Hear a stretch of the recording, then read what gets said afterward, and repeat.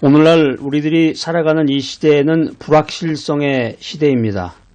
모든 것이 요동하고 변하는 불확실성의 그 세계 속에서 우리가 살아가고 있는데 급변하는 세상이다. 이런 표현을 하죠. 그러니까 뭐 정치, 경제, 뭐 사회, 문화 모든 것이 불확실하고 오늘 신문을 딱 펴보면은 오늘 뉴스를 들어보면 갑자기 예상하지 못했던 일이 터지고 뭐 세계 어느 곳에서 갑자기 전쟁이 일어나기도 하고 뭐 지진이 일어나기도 하고 국제 정세도 불확실하고 모든 것이 알 수 없는 이런 세상 속에서 우리들이 살아가고 있습니다. 우리 인류의 현재와 내일의 삶 자체가 불확실하고 이 산다는 것이 삶의 모든 것이 불확실하다. 자, 그런데 이런 모든 이런 불확실성 속에서도 인간 존재에 관해서 변치 않는 것들이 있는데 그게 뭐냐? 변치 않는 확실한 사실이 있어요. 그걸 세 가지로 요약해서 여러분에게 말씀을 드린다면 첫 번째는 존재야. 인간이 태어나서 현재 존재한다. 우리가 태어나서 살고 있다는 사실. 두 번째는 고난이에요. 삶의 고난을 누구나 피할 수 없다. 세 번째는 죽음입니다. 누구나 반드시 죽는다는 사실입니다. 그런데 재미있는 사실은 1번, 2번, 3번인데 1번은 뭐 그냥 지나간 거니까 뭐 태어나서 지금 현재 살아가는 거니까 인정하지만 삶의 고난이라든가 죽음은 받아들이기가 힘들죠. 갑자기 몸이 멀쩡하다가 오늘 아침에 일어나서 좀 이상이 있어서 병원에 갔더니 암 선고를 받았다. 그러면 삶의 고난이 닥쳤을 때 아이고 받아들이기가 힘들죠. 왜 나의 인생에 내가 뭘 잘못했길래 내 인생이 이렇게 됐는가, 내가 왜 암 선고를 받게 됐는가 하면서 고난과 죽음을 받아들일 수 없는 것이 인생이다라고 하는 것입니다. 우리가 이 땅에 태어나서 사는 것은 창세전부터 그리스도 안에서 우리를 택하신 하나님의 뜻입니다. 그렇기 때문에 우리가 태어나서 살고 있다고 하는 사실은 명확한 변치 않는 변함없는 확실한 사실이다라고 하는 것입니다.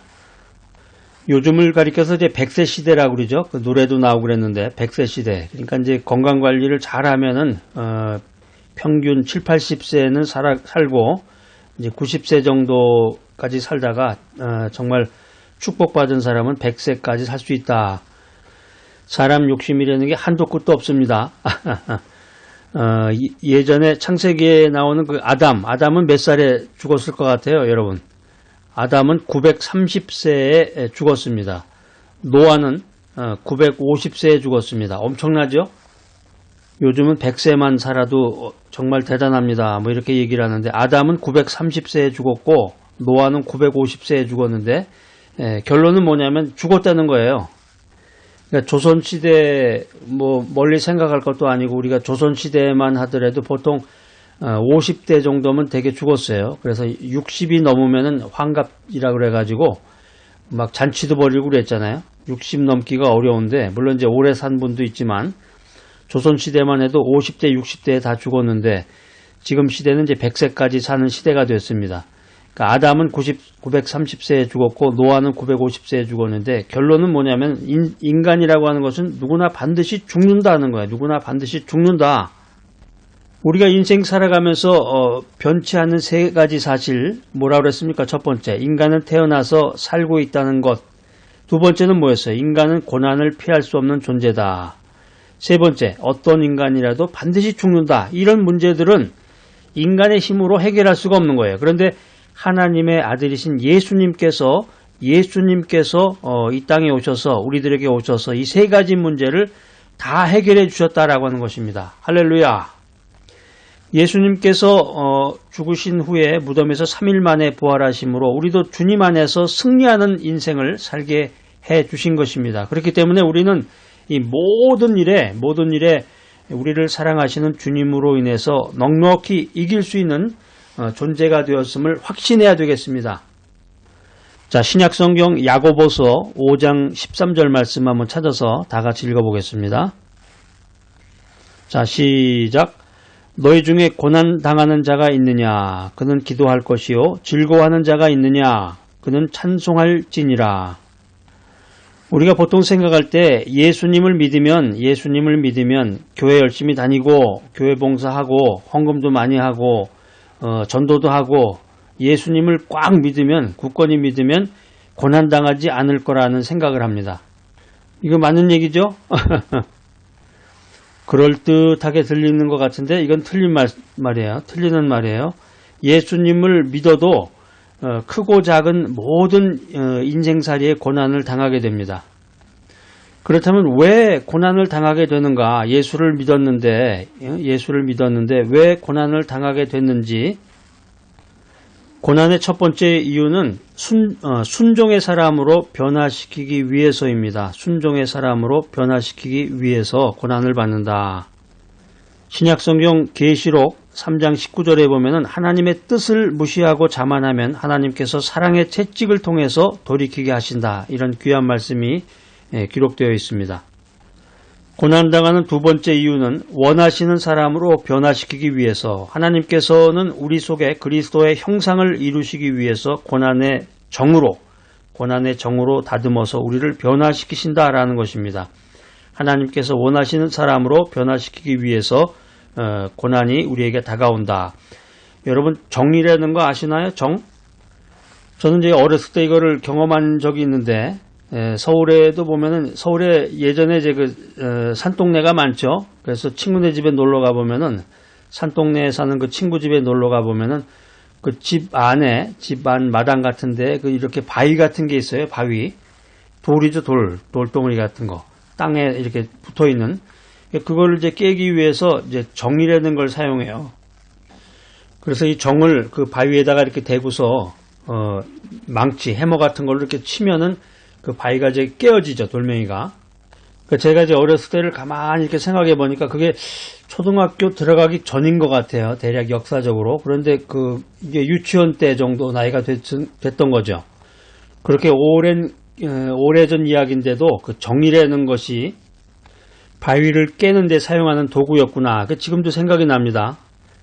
집안 마당에 있는 그 쓸모없는 바위를 정을 통해 가지고 깨듯이 하나님께서는 우리 속에 그리스도의 형상을 이루기 위해서 고난의 정을 가지고 다듬어서 우리를 변화시킨다라고 하는 것입니다.